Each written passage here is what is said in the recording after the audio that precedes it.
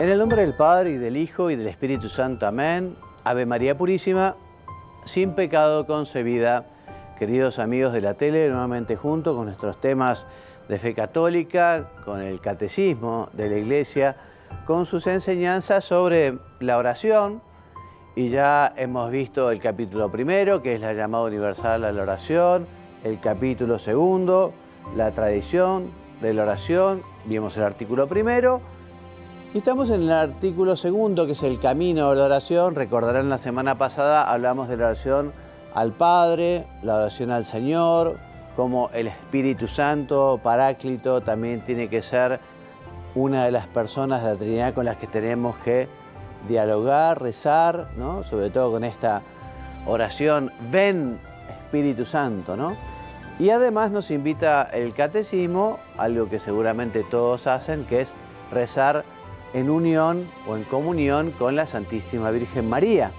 Entonces hablamos la semana pasada de la oración del Ave María y ahora les contaré un poquito sobre la oración del Rosario. La oración del Rosario tiene un origen medieval porque aquellas personas que no sabían leer y escribir sustituyen lo que es llamada la liturgia de las horas, o también llamado oficio divino, que está compuesto por salmos, por himnos, por oraciones. Entonces se tomó la costumbre de reemplazar la liturgia de las horas por el rezo del Ave María, 10 Ave Marías, Padre Nuestro y Gloria. Fue evolucionando también el rezo del Rosario, ¿no? En Oriente, a modo de letanía, se reza el Acatistos y la Paráclisis, dos himnos litúrgicos orientales, sobre todo en las iglesias bizantinas. En cambio, las tradiciones armenias, coptas y siríacos se rezan himnos y cánticos populares a la Madre de Dios. También en Oriente se rezan los Teotoquia, que son himnos, los himnos de San Efrén y de San Gregorio Narek, que ahora, como en internet se encuentra todo, si tenés curiosidad por conocer un poco este tema, que quizás jamás escuchaste, estas oraciones del rito oriental, ¿no? Bueno, podés buscar justamente himnos de Gregorio Narek o de San Efrén. Bueno, la Santísima Virgen es la orante perfecta y es figura de la Iglesia. Es nuestra Madre, nos la dejó el Señor en la cruz, de los últimos regalos que nos deja Jesús, cuando le dice a ella, he aquí a tu hijo. Estaba San Juan y en él estábamos todos de alguna manera representados, ¿no? Entonces nosotros, cuando le rezamos a la Virgen, bueno, nos unimos con ella para aceptar el designio del Padre, que envía a su Hijo para salvar a todos los hombres, y también como el discípulo amado, como San Juan, la acogemos como Madre nuestra, ¿no? Qué privilegio el de San Juan, haber tenido a su tutela, a su cuidado. También le podemos agradecer al evangelista, ¿no? Que haya tratado con tanto cariño a la Santísima Virgen por pedido de Jesús, después que el Señor ascendió a los cielos. Por eso te invito, como lo hace la Iglesia, a rezar con la Santísima Virgen, ¿no? Y rezarle a ella, porque ella es la gran intercesora, es el canal por donde nos llegan las gracias, los regalos de Dios, incluso los milagros. Dios ha querido que efectivamente ella se convierta como en el conducto, ¿no? en el canalón, ¿no? Por donde Jesús o por donde Dios da sus regalos, sus gracias, ¿no?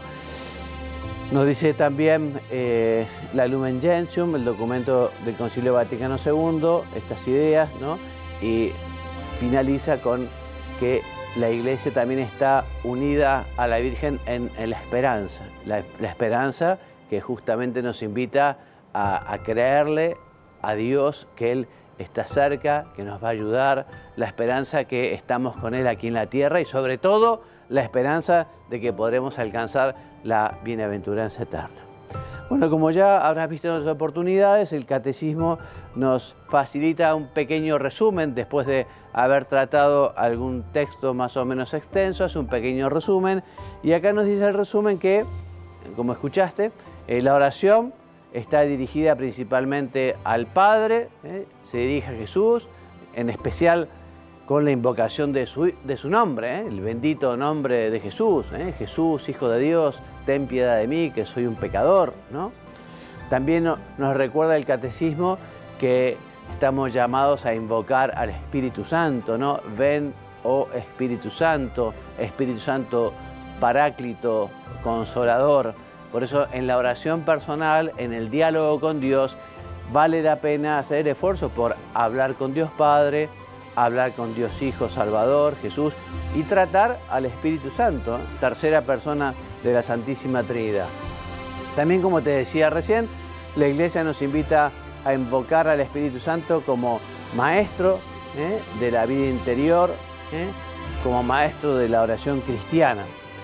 Se dice que estamos en el tiempo del Espíritu Santo, ¿no? Porque si bien cuando la Santísima Trinidad obra ad extra hacia afuera, obran las tres divinas personas, pero por apropiación se dice que en la creación fue el tiempo del Padre, en la redención, la salvación fue el tiempo del Hijo, y que ahora estamos viviendo el tiempo del Espíritu Santo, el tiempo del Santificador. Jesús nos decía, es necesario que yo me vaya, así les envío otro Paráclito, otro Consolador que os enseñará y les explicará las cosas. Bueno, también entonces, en virtud de su cooperación singular con la acción del Espíritu Santo, la Iglesia ahora también en comunión, en unión con la Santísima Virgen para ensalzar con ella las maravillas que Dios ha realizado en ella y también para confiarle súplicas y alabanzas.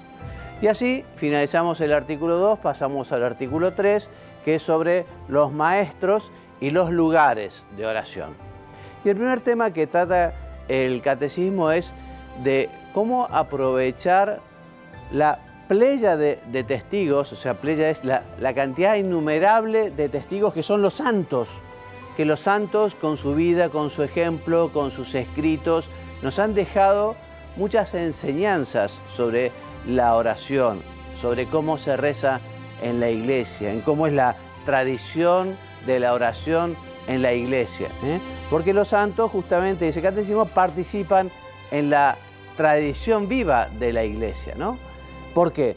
Por el modelo de su vida, por su santidad, por la transmisión de sus escritos, de sus enseñanzas y por su oración actual. Los santos están ahora en la presencia de Dios, gozando del paraíso, han alcanzado el premio, ¿no? Y justamente ellos se han convertido en intercesores, o sea que uno puede acudir a ellos para que a su vez ellos le pidan a Dios.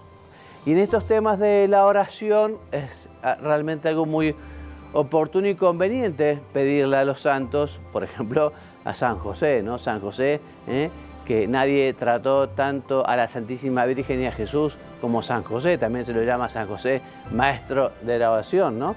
Y le pedimos que interceda por nosotros para que nos ayude a ser piadosos, rezadores, personas de oración, que sepan ir profundizando esa cercanía con el Padre, con el Hijo, el Espíritu Santo, con la Santísima Virgen. Por eso a los santos podemos y debemos rogarles que intercedan por nosotros y por el mundo entero.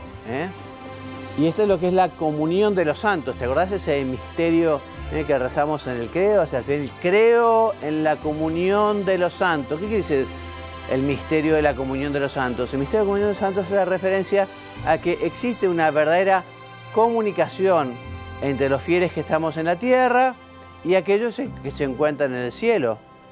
Como también existe una comunicación entre los que estamos en la tierra y los que están preparándose para el cielo en el purgatorio. Esa comunión, ¿no? en la cual justamente la oración es eficaz. Nosotros rezamos por las almas del purgatorio, nosotros pedimos a los santos del cielo, los santos del cielo interceden por nosotros, ¿no? Así que, en fin, por eso la Iglesia nos invita a recordar a los santos y además en esos escritos que nos han dejado podemos aprender tantas cosas, ¿no? En los escritos de Santa Teresita del Niño Jesús para aprender la infancia espiritual de Santa Teresita o de Santa Teresa de Ávila, otra gran santa, San Juan de la Cruz, tantos clásicos, San Agustín, San Ignacio de Loyola. O sea que leyendo a los santos, San Ignacio justamente tiene su conversión a través de la lectura espiritual, ¿no? A través de la lectura espiritual que lleva a la oración y así este hombre se decide entregarse plenamente a Dios, ¿no? Entonces también están los carismas que tienen los santos. El carisma es una especial gracia para dar a los demás. O sea, algunos santos han traído un determinado carisma, o sea, una determinada manera de vivir el Evangelio. Por ejemplo, San Francisco de Asís quiso recordar que todos estamos llamados a vivir la pobreza, el desprendimiento, en momentos en los que quizá en la iglesia había un poco de lujo, un afán desmedido de riqueza. Bueno, San Francisco viene a recordar este carisma, ¿no? Santa Teresa, ¿no? La Madre Teresa de Calcuta, Madre Teresa de Calcuta con su carisma, ¿no? De llegar a los más pobres, a los más necesitados, a pedir al mundo que las mujeres no maten a sus hijos con el aborto, sino que se los den a ellas para que efectivamente prevalezca la vida. Bueno, y los santos han traído su carisma, ¿no? Que es una especial manera, digamos, de vivir el Evangelio y nos han dejado como ejemplo también para que nosotros lo vivamos. Son ejemplo, el espíritu, por ejemplo, dice el catecismo, ¿no? El ejemplo de Elías y Eliseo, de Juan Bautista, que también ha llevado a que las personas quieran alejarse, como están aquí en las fotos, alejarse un poco del mundo, ¿no? Para entrar en una oración más contemplativa, alejada del mundo, ¿no? Y así los eremitas, los religiosos, ¿no? Tomando este ejemplo, deciden consagrarse al mundo, separándose del mundo, incluso haciendo esos votos tan característicos de la vida religiosa, de pobreza, castidad y obediencia, ¿no? También todo lo que tiene que ver con las diversas corrientes litúrgicas y teológicas.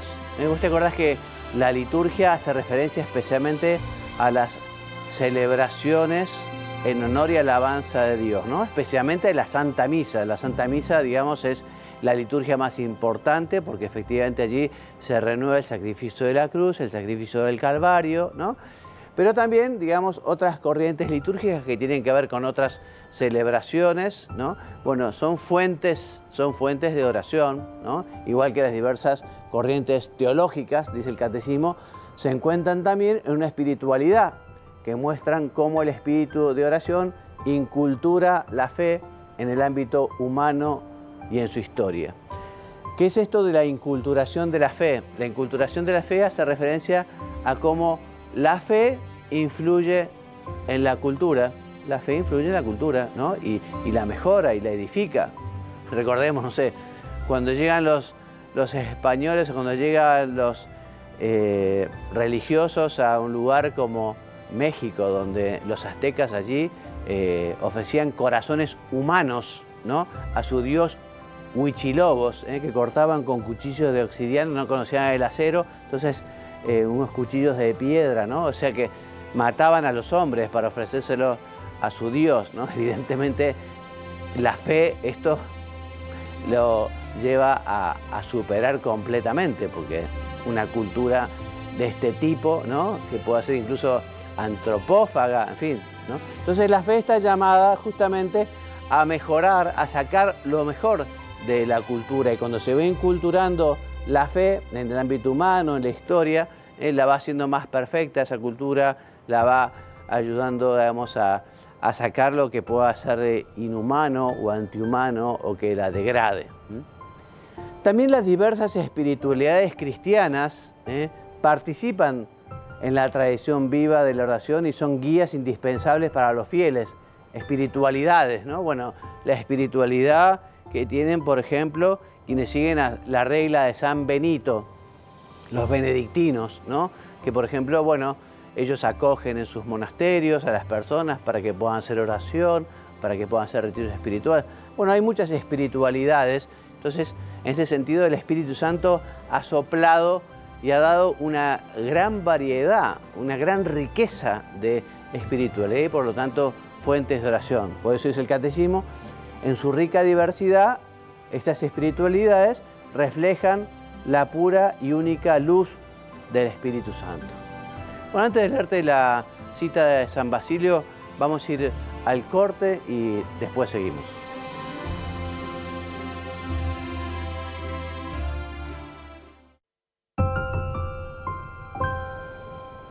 Bueno, volvemos. Te estaba diciendo cómo las diversas espiritualidades en la historia de la Iglesia nos han enriquecido con distintas formas, maneras de orar.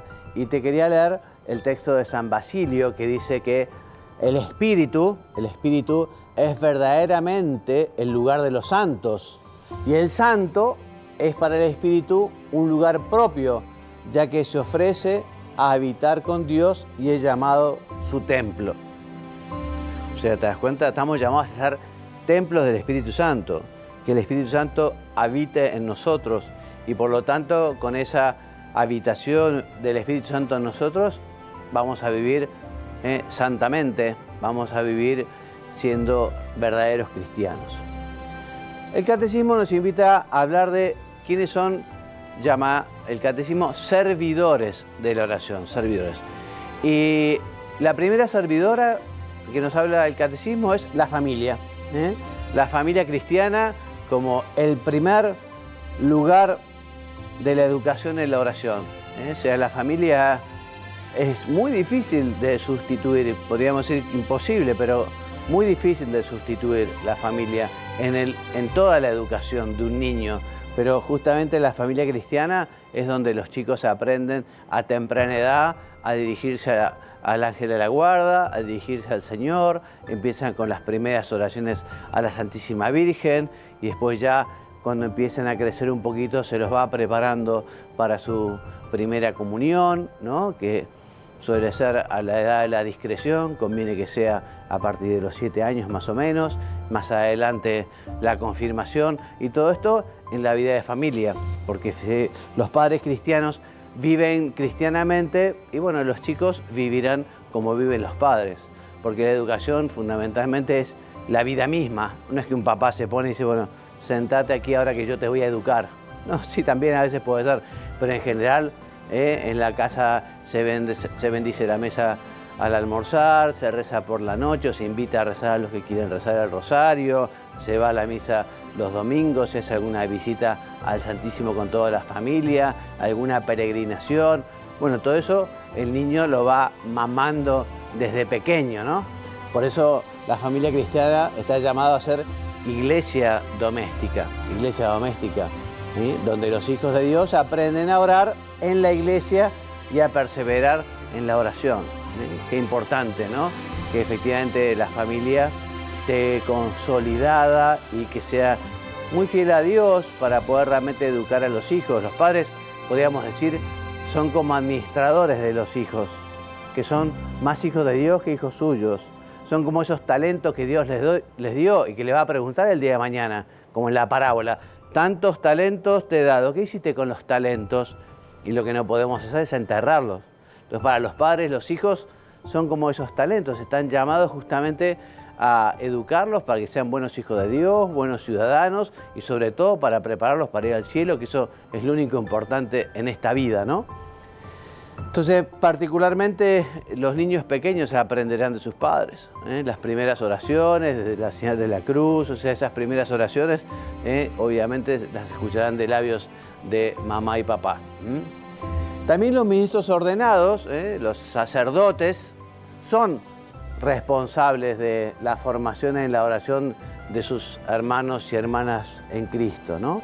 Justamente los sacerdotes están llamados a ser servidores del buen pastor y han sido ordenados, nos dice la Presbyterorum Ordinis 4-6, abajo está la cita, P.O., dice la Presbyterorum Ordinis, que están llamados a justamente a llevar al pueblo las fuentes vivas de la oración, que las cuales hablamos. ¿Te acordás las fuentes de la oración? La palabra de Dios, el Evangelio, la Biblia, la liturgia, la vida teologal, el hoy, el tiempo en el que vivimos, que es tiempo de oración, tiempo para hablar con Dios. Los religiosos que se han consagrado y que consagran su vida a la oración, ¿no? Dice el catecismo que, bueno, desde el desierto de Egipto, eremitas, monjes y monjas han dedicado su tiempo a la alabanza de Dios y a la intercesión por su pueblo, desde hace mucho tiempo, no desde el inicio, pero ya en el siglo III comienzan a aparecer estos hombres que se dedican especialmente a la oración y se apartan del mundo y se van a rezar al desierto, una cueva. A veces son muchos, entonces ya se agrupan y comienzan a organizarse y así empiezan las primeras reglas, ¿no? Las reglas como las de San Benito, las primeras reglas monásticas, que es un poco la organización de ese grupo de personas que se ha apartado para dedicarse a la oración y a la contemplación, ¿no? Entonces el catecismo nos dice que justamente esta vida consagrada no se mantiene ni se propaga sin la oración, O sea que es una de las fuentes vivas de la contemplación, de la vida espiritual en la iglesia. Es muy importante la acción, tanto para los sacerdotes como para los religiosos, la acción.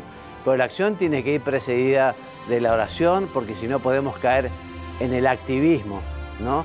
Y efectivamente hay que ocuparse de los cuerpos de las personas, del alimento de las personas, pero sobre todo hay que ocuparse de las almas, de las personas, del espíritu, ¿no? También otro lugar importantísimo para la pedagogía y la educación en la oración es la catequesis, ¿no? La catequesis, sobre todo de los niños que se preparan para la primera comunión, habitualmente van a la catequesis, van a la parroquia y allí justamente se les enseña. Pero la catequesis no es solo para los niños, también la catequesis es para los jóvenes, para los adultos, para aquellos que se preparan para el matrimonio, para los adultos mayores. Sí, la catequesis tiene que acompañar toda la vida de la persona, ¿no? Y efectivamente allí se les enseñará a rezar con la palabra de Dios para que sea meditada, para que se convierta en oración personal y así se actualice, ¿no? Y en la oración litúrgica, te decía, en la participación de la celebración del sacramento de la Eucaristía, en las celebraciones litúrgicas también, allí justamente son momentos muy particulares para la oración, ¿no? Por ejemplo, la bendición con el Santísimo y la adoración con el Santísimo, este tiempo en el que la liturgia, ¿no?, se dedica a la alabanza y a Dios en la Sagrada Eucaristía, ¿no?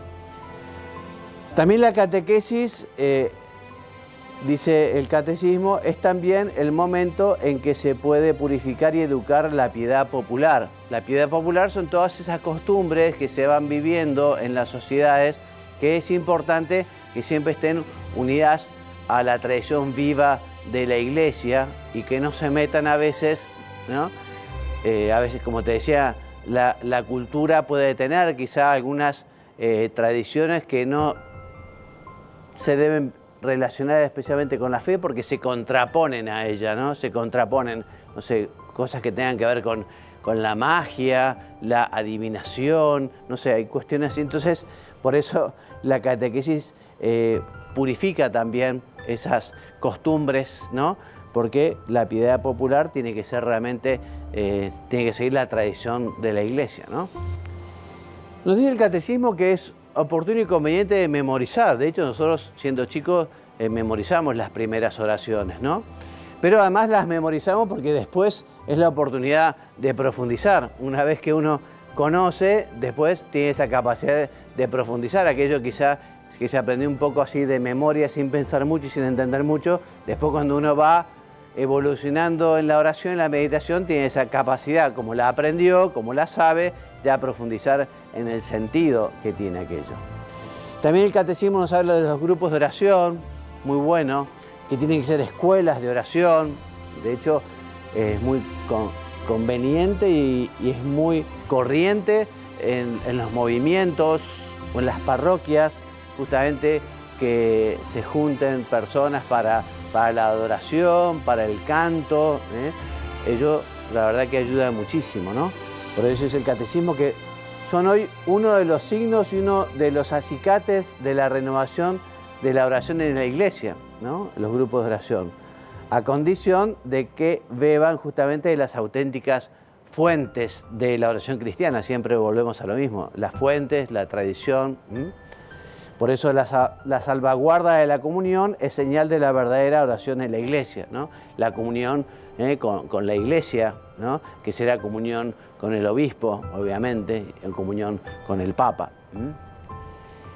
Muy bien, el Espíritu Santo da a ciertos fieles dones de sabiduría, de fe y de discernimiento para dirigir almas. Es lo que se llama la dirección espiritual o el acompañamiento espiritual, que no solo los sacerdotes, sino que en la larga tradición de la Iglesia ha habido muchas personas que han acompañado a los fieles y justamente en ese acompañamiento se procura ayudar a que esa persona escuche la voz del Espíritu Santo, que esa persona se dedique a la oración y a tratar de comprender o conocer cuál es la voluntad de Dios para realizarla.